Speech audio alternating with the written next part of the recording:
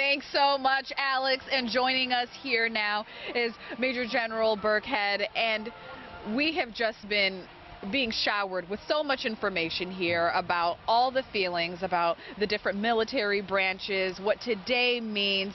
But from your point of view, what does it feel like to be here and see the show of support for military families and the men and women in uniform?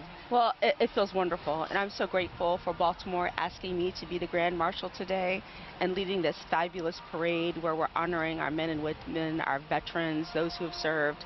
So it's an honor and a pleasure, and the weather didn't matter. That's an afterthought, right? Right, absolutely. We have so many people at home watching right now. What if there was one thing that they could do to say thank you, what would it be? I mean, like the governor said, these conversations with all of our veterans shouldn't just end with thank you or start with thank you. It's so much more than that. What would you say to them? It is so much more than that. So I think that once you say thank you, it's, and then what can I do for you? Yeah. How can I help you in your second part of your life? How can they give back? Because veterans are always willing to serve. They have big hearts. So if we can make those connections past their service in uniform, and make sure that they're housed, and make sure that they have a place to go, make sure that they're educated. And then we have the military gives a fabulous education at all levels.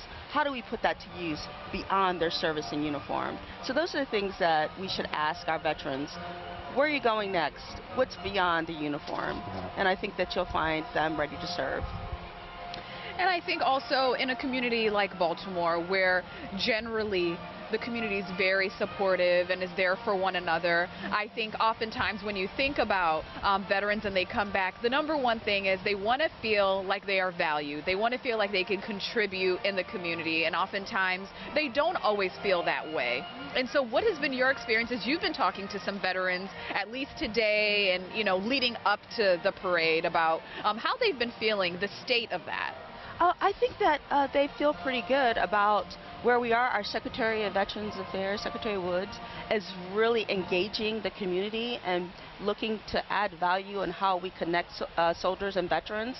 So as we continue to find ways to bring veterans in, I think that they feel good that we show up, that we're there. They understand representation matters. We want veterans represented in all parts of our government, at all parts of business.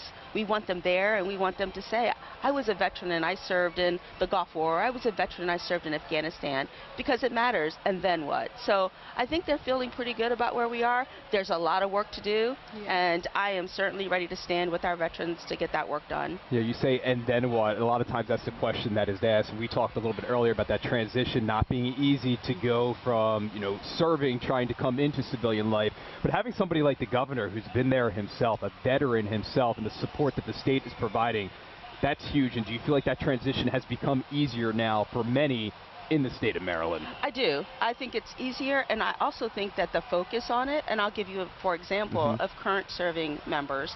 We have Health Care for Heroes now, where we're helping to pay part of their insurance if they have TRICARE. And so if you're enrolled in that, then we're going to reimburse part of that for serving. So isn't that great? So as we continue to look at ways to support veterans, whether it's veterans benefits through health care or education, those are things and ideas we need to continue to ask about, inquire about, and think of in creative ways to ensure that those things are happening in our state. Not just talking the talk, walking the walk, and leading by example. Leading by example, showing up, being there, being present. Thank you is great, and then what? Yeah. Yes, and also another thing is there are people who are watching this stream on their devices, young girls especially, who may be watching and saying, wow, I want to be like her. So I think also representation, you know, on all levels is significant, you know, in being, you know, wearing the uniform altogether. So thank you so much for joining us, and I'm sure you're thrilled about being the Grand Marshal. So thank you. It was an honor. Yeah, I was going to say it's a pretty big honor. It was. Pretty big honor. Absolutely it was. And rain or shine, the show goes on, as we've been saying. This is a great celebration, and this is what Baltimore does best. They come together in big moments like this. They do.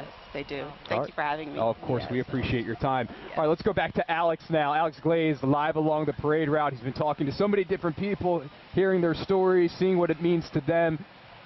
We're going to hold on a second here. And not only that, even having a chance to talk to people who are participating. Yeah, that's yes. what we, that's what has been nice too, Yes. At least for the parade, because Veterans Day is one day, and then beyond that, we don't get everybody in one place That's where right. we are able to see that. So that has been nice. So That's right. we'll